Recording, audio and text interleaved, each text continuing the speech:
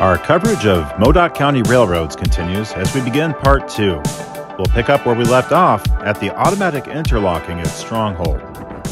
A southbound Bnsf 8268 has slowed for the Diamond to cross Union Pacific's Modoc subdivision.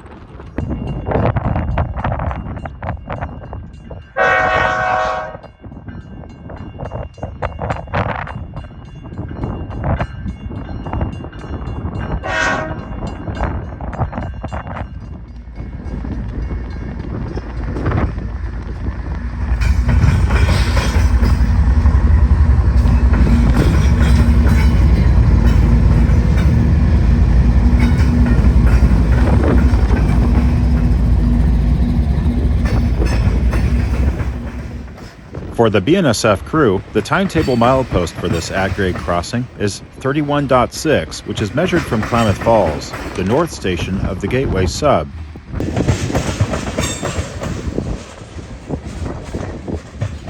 In this edition, the RP will tour the Gateway Sub to Bieber, just outside Modoc County, and then we'll pick up the Modoc Sub of Union Pacific to the last station at Alturas, and we'll conclude the video following the Bnsf once again, north to Klamath Falls. The 19 miles south of Stronghold are nearly inaccessible to rail fans, until Tianesta, where we stand now.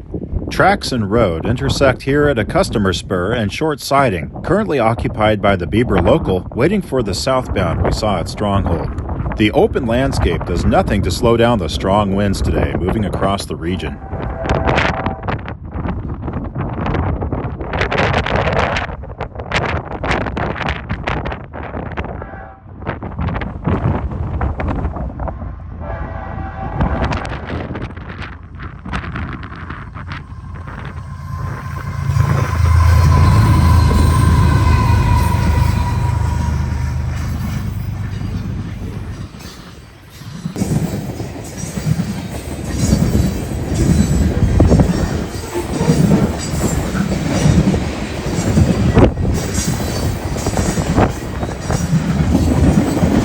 Trains operate over the Gateway Sub using TWC authority, that is track warrant control limits under G-Core number 14.0. These limits extend from Klamath Falls, milepost 0, to the start of CTC authority at North Bieber, milepost 89.3. In TWC authority, the dispatching of trains retains a classic old-time flair, as authority is verbally conveyed to the train crews via radio. From the dispatcher, the conductor fills out the track warrant, checking the appropriate boxes and reading said authority back to the DS. If a correct copy has been delivered, the authority time is given and acted upon.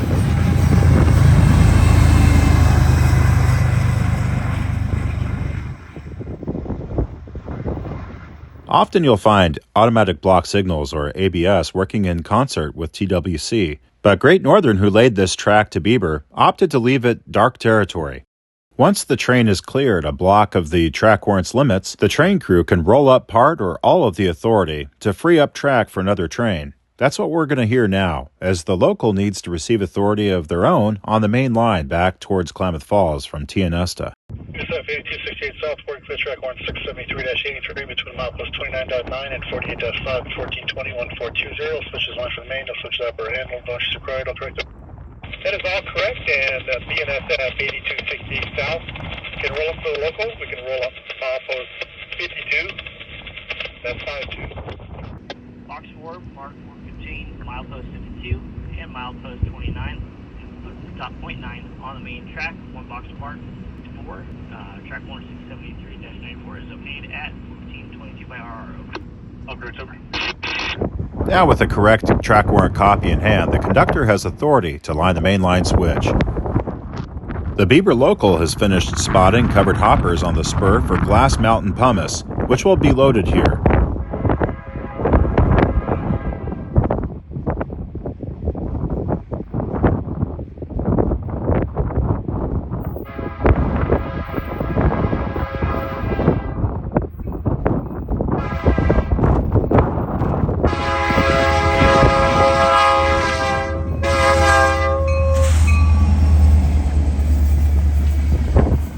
Bnsf 278 and 255 were built in 1997 and 1995 respectively. 278 is an SD75I and 255 is an SD75M. The M stands for a North American cab, and the I stands for isolated cab, or whisper cab, which has been rubber sealed from noise and vibration. Lookout Junction is the location of a siding and an abandoned interchange with the defunct McLeod River Railroad. This wooden building housed McLeod's speeders at one time, which before high railers were the maintenance of ways method of inspecting track and transporting men from one location to the next for small track repairs. The station milepole is 79.0, sitting near center of the 6,884-foot siding. NSS stands for North Siding Switch. On a much calmer June afternoon, I set up camp next to the small yard. The quiet atmosphere was broken suddenly when my radio crackled to life, set off by the trackside warning device at milepole 68.3. That told me a southbound just left Scarface, the next siding to the north.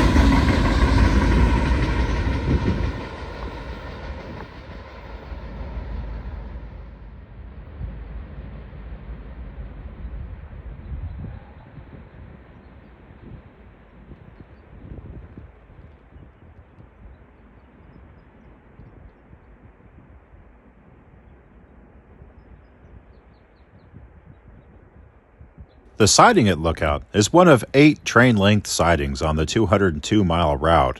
What surprised me was how well maintained the 3-track yard looked here, considering interchange traffic to the McLeod River has been absent since 2003. I'm still waiting for room service to finish getting my room ready for the night. Guess I'd better get on that. Stockton dispatch over. Bnsf 7517 south, be back track 1, Copy that, Bnsf 7517 south. You reporting clear on track 1, number 673-20 between TWC limits milepost 3 and CTC North Beaver at 1814-1814. No switches operated, all switches line off main track movement, no entries required. Is that correct? Over. That is all correct, over. Sounds good, thank you. Up to Almanor for your northbound meet, over. Okay, going up to Almanor for the northbound meet, over. Thank you, dispatcher. Almanor for the northbound meet. Oh boy, that's 100 miles away. A little math tells me the next train will be at about 2 a.m., so I've got time to explore the old McLeod trackage before bed. Right where we're standing is where this shot of 2 beautiful SD-38s once stood, and they're representing McLeod River Railroad's last 2 paint schemes.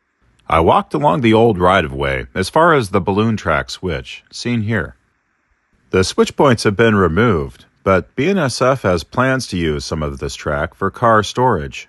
Hence, some tie replacement work being done here, Chartered in 1897, the McCloud River Railroad was a forest product short line. Born in the shadow of Mount Shasta, it grew, expanding east to this connection at Lookout Junction in 1927, 4 years before the Great Northern WP line was completed to California. The final train made its connection here in 2003, exchanging cars with the Burlington Northern Santa Fe. Since 2010, the entire line has fallen silent, and portions have been torn up and scrapped. It has a new owner, but for now it sits silently, waiting for a second chance at life, though those chances appear to grow longer each year. The beautiful green of early summer adorns this remote outpost few will ever see. On a back road near Lookout, I captured a first for me, a Gateway Sub Intermodal train.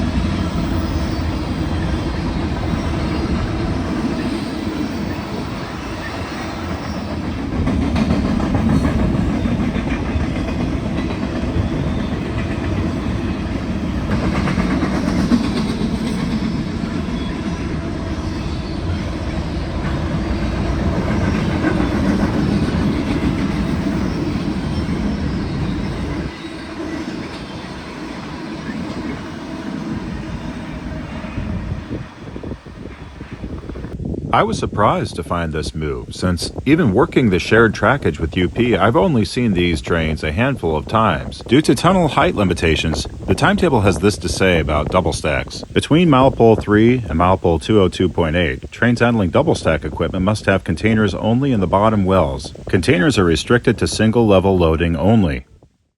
Between Lookout and Bieber, we leave Modoc County and enter Lassen County, but that isn't the only transition that happens here. Though trains tend to pass by now without stopping, this was once a crew change location not only for the crews, but for the railroads themselves. This was where Western Pacific Rails met Great Northern Rails, finally opening a new north-south route in 1931 and challenging the monopoly Harriman had on California. WP crews would pull their locomotives off their trains here, and Great Northern would do the same, until a pool power agreement was begun on May 31, 1953.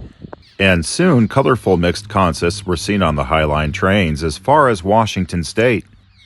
One transition that hasn't changed since the full takeover by Bnsf is the WP's installation of centralized traffic control, beginning here on the north siding switch at Bieber. But long gone are the crew changes, as trains now continue to keddy on what Western Pacific referred to as the highline. Today, southbound trains will roll out of their track warrant authority via signal from the dispatcher. Then once clear of the limits, they will roll up and void the warrant altogether. Should two trains need to share the same limits within TWC, those trains would be required to operate at restricted speed, watching out for the other train. Being several miles west of the actual town of Bieber, the location is called New Bieber locally. However, the railroad never chose to recognize this distinction. Now approaching from the north is a Pasco to Fresno freight.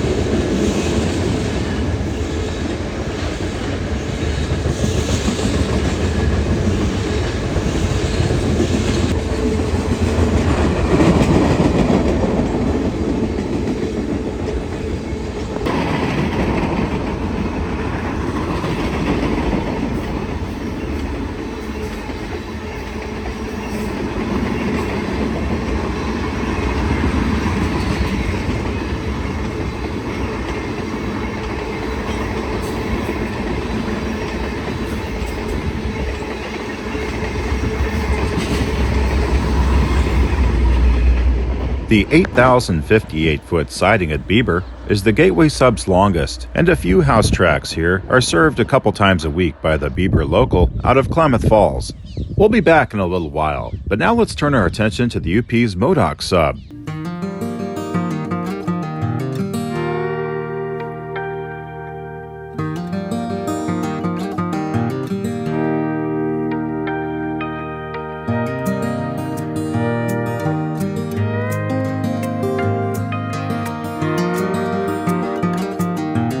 A quiet remoteness surrounds us at Perez. A surviving Y remains serviceable here. The tracks have turned southward and traded farmland and civilization for solitude and sagebrush. The ghosts of SP's cab forwards and tunnel motors can almost be heard under the soft breeze. They would soldier tonnage trains up the steep hill beginning here, requiring manned helpers, which would be occasionally turned and added here. Perez siding is 4,905 feet long, and though it was once an important meeting place for trains, today it tends only to entertain jackrabbits and lizards during the week. The weekend-only trains even tend to be abbreviated, hardly lending enough of a disturbance to be remembered, so the passage of this 41-car train harkened back to better days.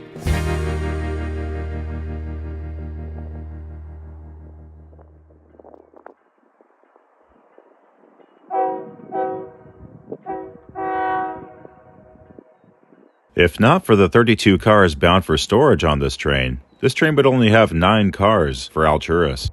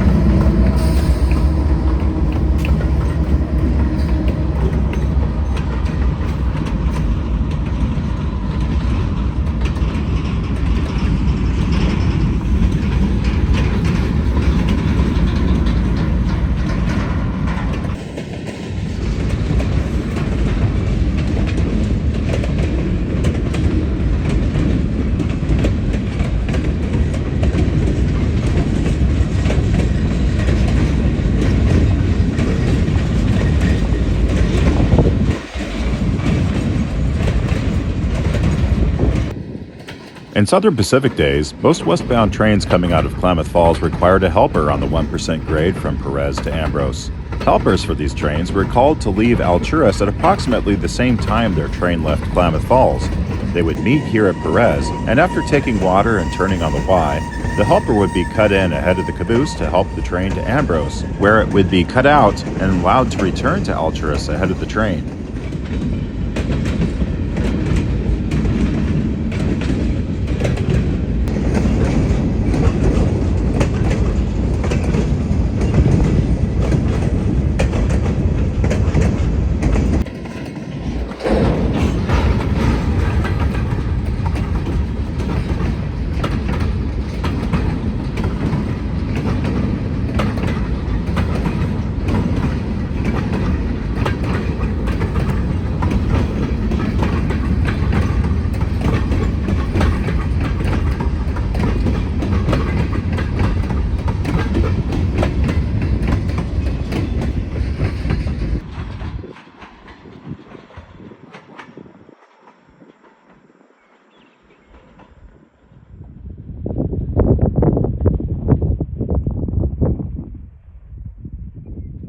The tracks visibly start the 1% grade climb, looking to the southeast.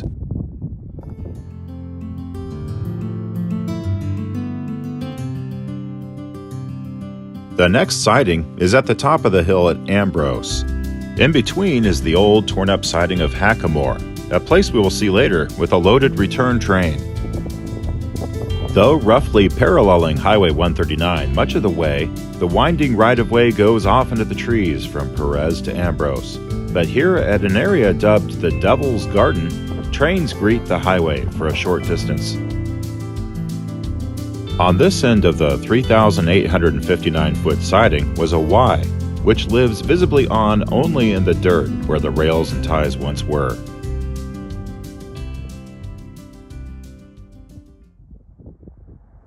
As rail fans, our hearts are with the past, remembering what was on the rails. But our allegiance is to the present, appreciating what can still be found, never taking it for granted. Taken from Tom Dill's book Modoc, from the chapter A Crummy Life, Stories from the Men Who Worked the Railroad. The profile of the Modoc line is similar in many ways to a large roller coaster, with a number of steep hills separated by wide valleys. Crews working between Klamath Falls and Alturas used to stop at Ambrose to cut their helper and set retainers for the 2.2% descent to Canby, and then, while the road engine took water, they would knock them down again.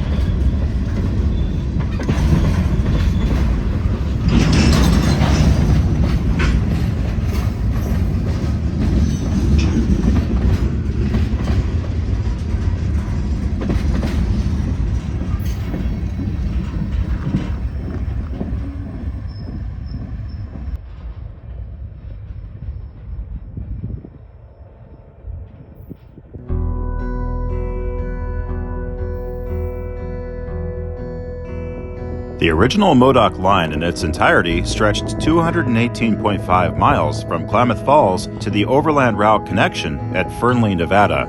The upcoming 2.2% grade through Howard's Gulch was the steepest of that entire route, and trains still fight it to this day, especially when bringing the loads up the slope westward. And we will get to see quite a heavy one doing just that in the next Modoc installment.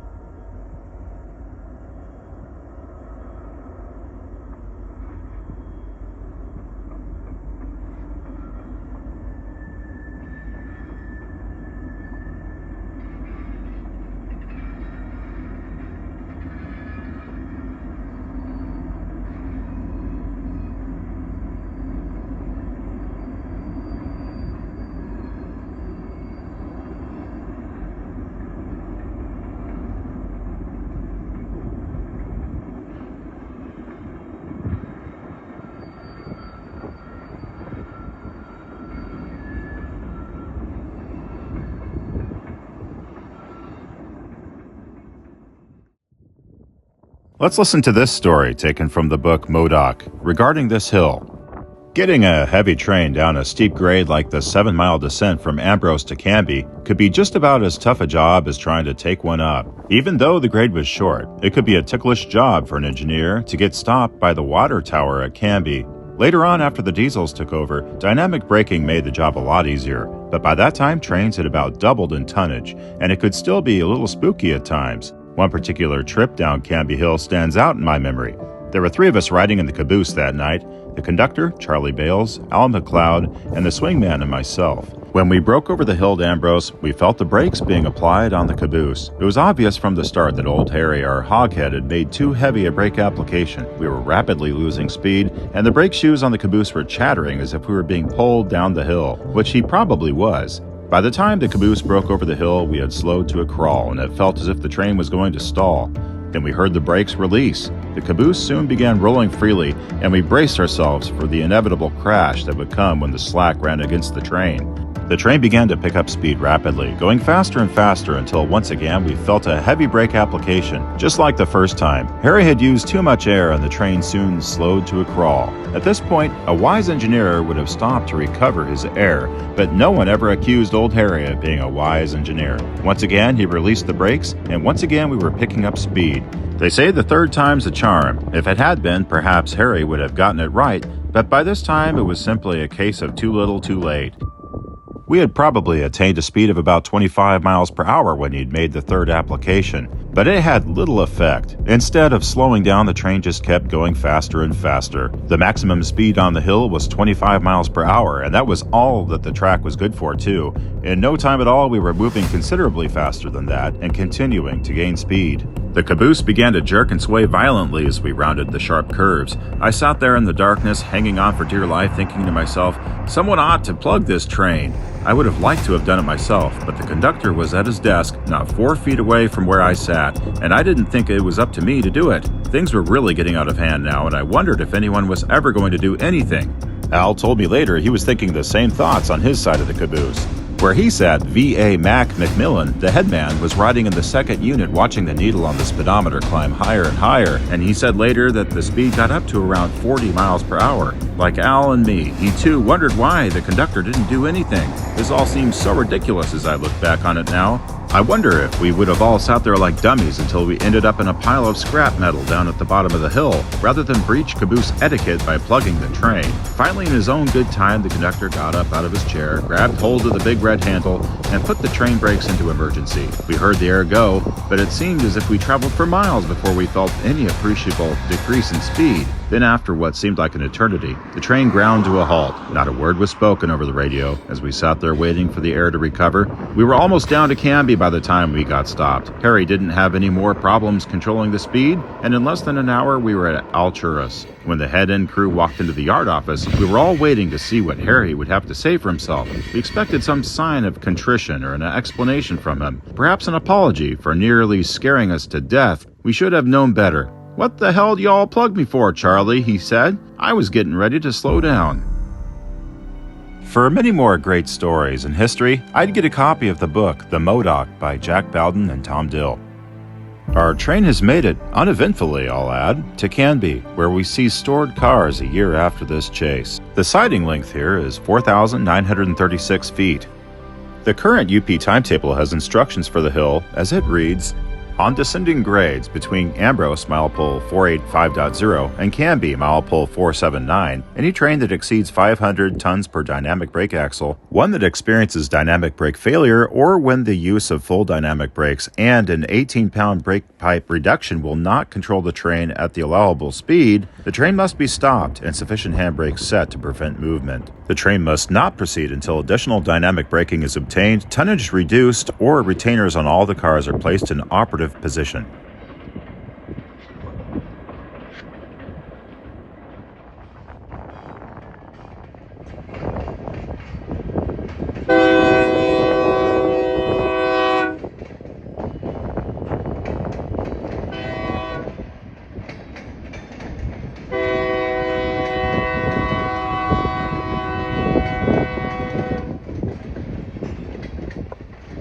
Highway 139 connects with 299 at Canby.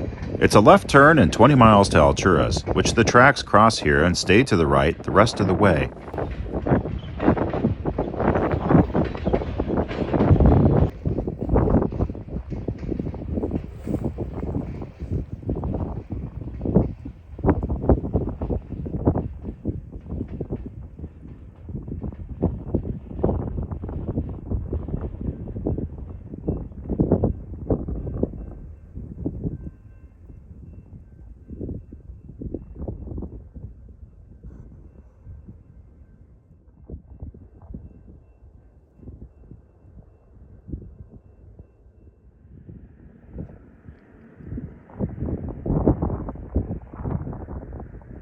Canby gets its name from one Brigadier General Edward Canby, who was tasked with bringing a peaceful resolution to the conflict between the Modoc Indians being forced to move onto Klamath Indians territory due to tensions with settlers and the Modocs. In a tragic turn, he was murdered at a meeting that started out with hope for peace and ended with a full-out war between the American Army and the Modoc natives, which took place in the challenging rock outcroppings of an ancient volcanic lava field. Stronghold gets its name from the natural rock bunkers the Modocs used for months before finally running out of resources to continue the fight. It's a fascinating history worthy of much more than this brief telling.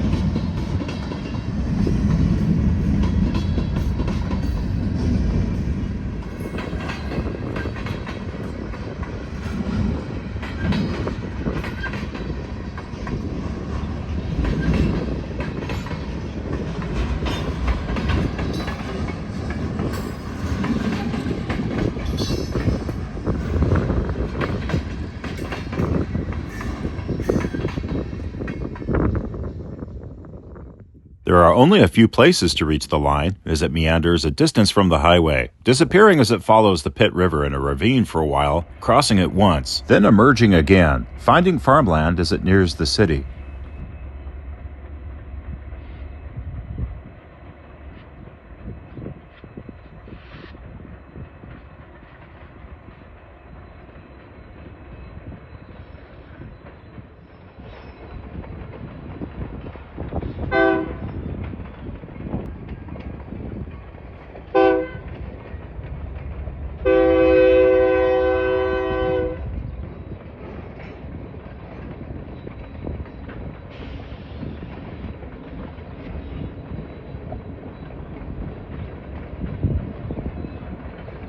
When SP was surveying the region in search of the best route, it decided to buy a narrow gauge railroad called the Nevada, California, and Oregon, which ran north from Reno to Lakeview, Oregon. The NCO dreamed of connecting with lines hundreds of miles further to the north, but its destiny kept the NCO from ever building past Lakeview.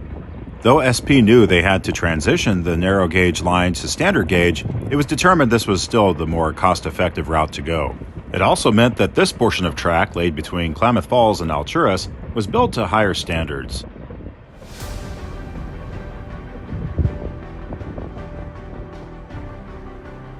Our short freight train has made it to its final watering hole before handing its consist off to the Goose Lake Railroad. Alturas officially became a city on September 16, 1901. It was a roughneck town known for its frigid winters and tough cowboys. The transition from cowtown to a railroad town did not come easy. As recorded in the book, rails and cowboys, like oil and water, did not readily mix. As recounted by brakeman Dick Gibson, from the early days of these antagonists rubbing shoulders, one day while he was eating at one of the local establishments, a pint-sized fellow came in through the door, then stopped and began looking around the room as if searching for someone. Dick recognized him as another brakeman he knew, and it was obvious at a glance that he'd had more to drink than he could handle. Then as he stood there tottering back and forth, he boastfully proclaimed in a voice calculated for everyone to hear, "I can lick any son of a bitch in this place." Without uttering a word, a large cowboy got up from where he was sitting, walked across the room, and with one punch knocked the little guy to the floor. At this, Dick went over and attempted to help his fellow brakeman to his feet, while at the same time trying to smooth things over with the offended cowboy. Just as he thought he had succeeded, the little guy began talking to the cowboy. "I'm really sorry," he apologized. "I wouldn't have said that, but when I came in, I didn't really think there were any sons of bitches in here." The yard consisted of a main line, 3 yard-running tracks, and the old NCO main line, which was known as the balloon track, as well as the roundhouse shops and rip tracks. We're standing above the old location of the SP Freight Depot. At the time, Southern Pacific's operating plan was to have crew change points 100 miles apart. Alturas fit perfectly into this, with both Klamath Falls to the west and Wendell to the east about 100 miles away. Railroad employment in Alturas peaked in the mid-1950s at the height of the traffic boom, when the company employed in excess of 200 people. Though a hotel was available, conditions were such that the caboose seemed like the better option. And that's really saying something, considering what the conductors and brakemen trying to get their rest had to contend with. In addition to the chore of keeping the fire lit for heat and the noise of a loud sleeper, if a train arrived or departed while the men were attempting to get their rest, the crew of that train would have to come into the caboose track with their engine to switch out their caboose and put it away. When it coupled into the long string of cabooses, the impact could be heard and felt from one end to the other, a situation that would be repeated each time the engine stopped or started as the slack ran in and out. Retired conductor Dick Sumner recalls an incident on the cab track at Alturas. I broke for a long time for Harry Briggs in the Klamath Falls Alturas pool. We used to sleep in the cabooses at Alturas. It was pretty good, but I about got my neck broke one time. We were all asleep in the caboose when a crew came in to switch the caboose track, and they wanted to cut their caboose in behind. When they came back in, someone pulled the pin or it just came uncoupled. Anyway, our caboose came rolling in there and crashed into all the other cabs. We hit so hard it tore the hinges loose on the bunk where I was sleeping and dumped me out on the floor. This was just another story taken from Modoc's chapter, A Crummy Life. The Warner Mountains set the stage backdrop to the east, while the MKFAL crew leaves the train on the Y. They'll bring their locomotives to the old yard where the Goose Lake Railroad left the train earlier in the day, a train that I happened to film, and that we will see soon in an upcoming video. After they couple up to the new train, they'll tie down for the day. Then they'll rest up for their 8 a.m. start. In the morning, they'll do any final switching and then head home to Klamath Falls.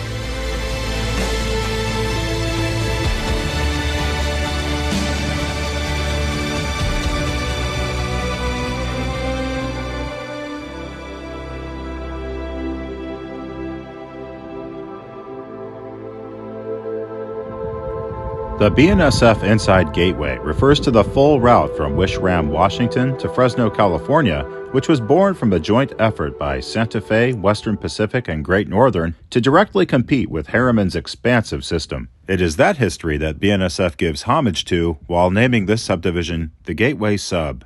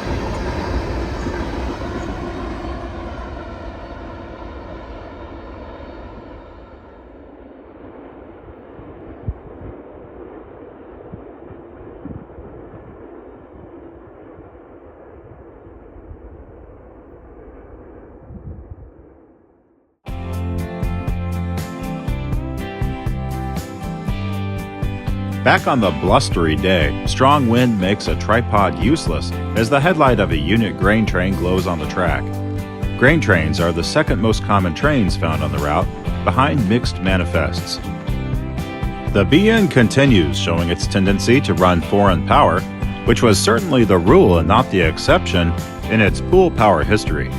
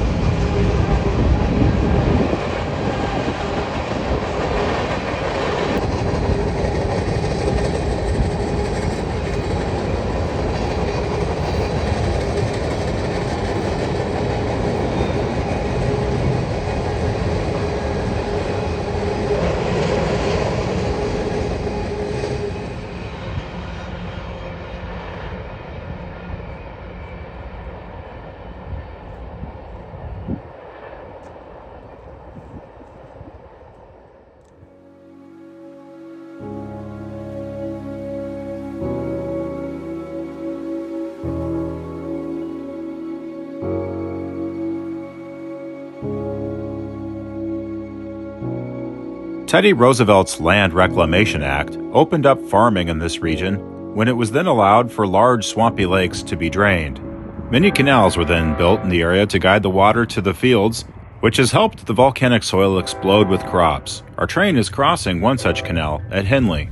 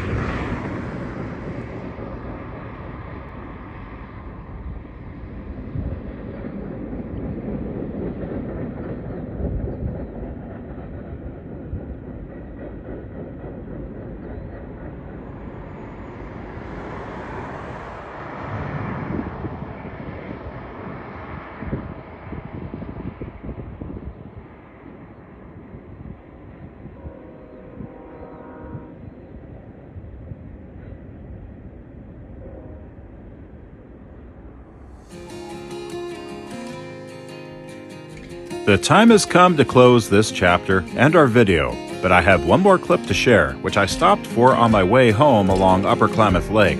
This is along Union Pacific's Cascade Sub. It's in between Algoma and Modoc Point, so I figured it fit the subject. Enjoy, and I hope you all stay safe and blessed. Be good to one another, and happy railroading.